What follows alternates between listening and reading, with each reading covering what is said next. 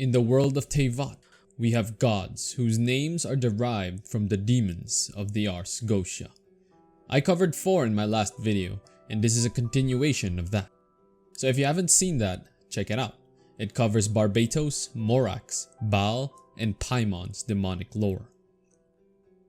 We'll be continuing from that. However, from my research, unlike the Archons, it seems like the lesser gods don't borrow as much from the demonology books as the Archons themselves.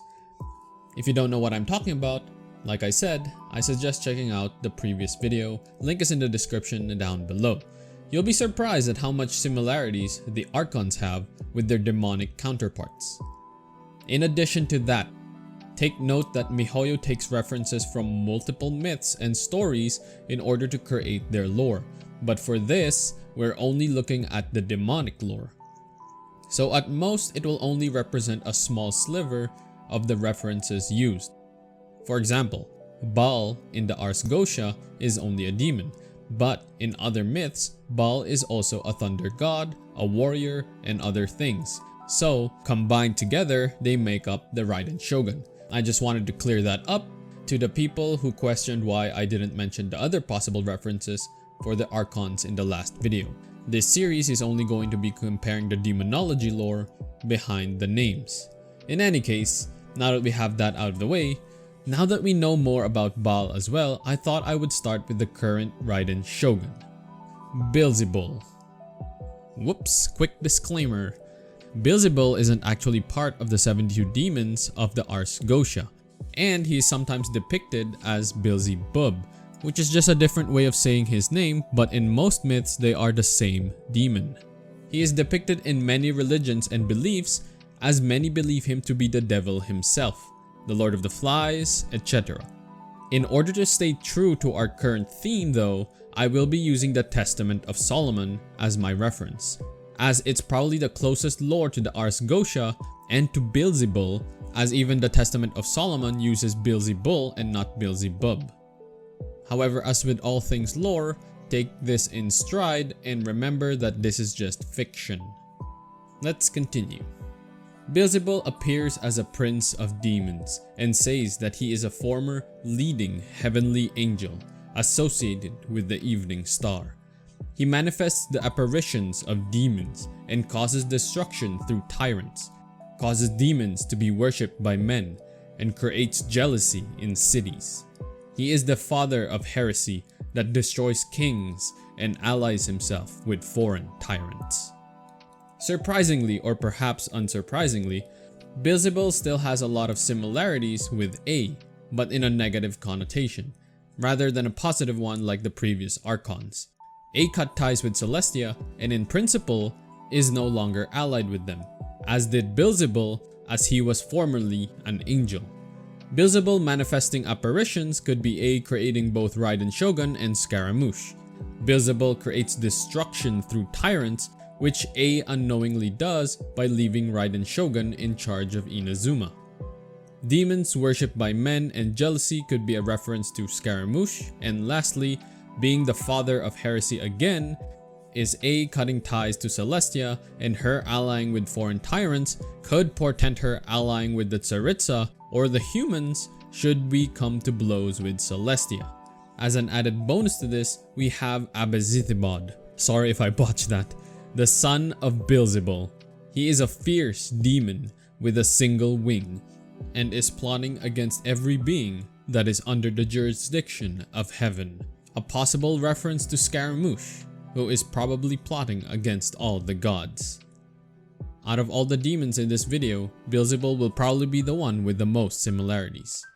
Next we have Marcosias, the 35th demon.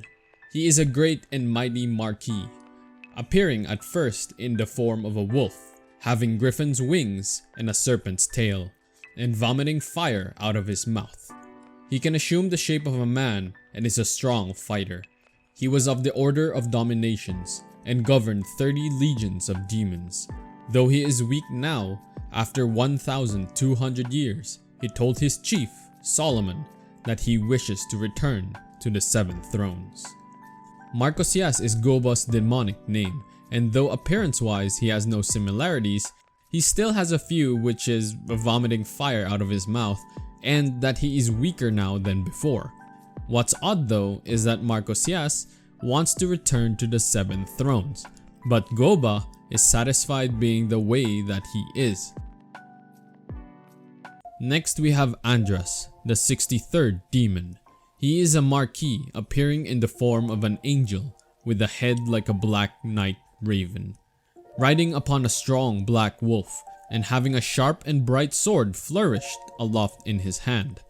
His office is to sow discords. If you are not careful around him, he will slay both you and your fellows.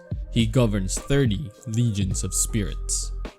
Andrus is Andreas the Wolf of the North.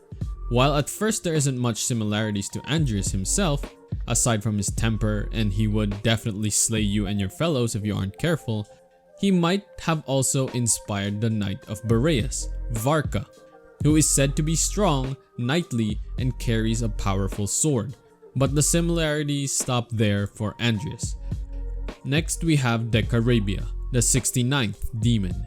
He appears in the form of a star in a pentacle at first, but after being summoned, he becomes the image of a man.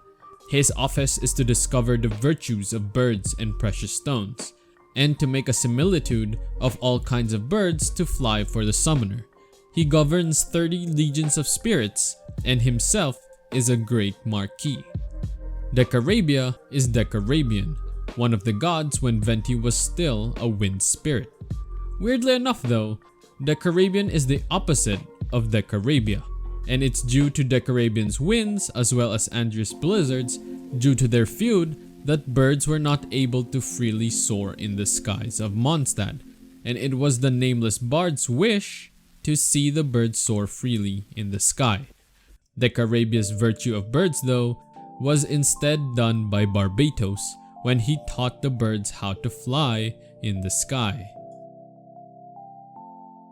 There isn't much similarities to the lesser gods, but we have one where we can kind of speculate a little bit, and that is the next one, Aurabus, the 55th demon.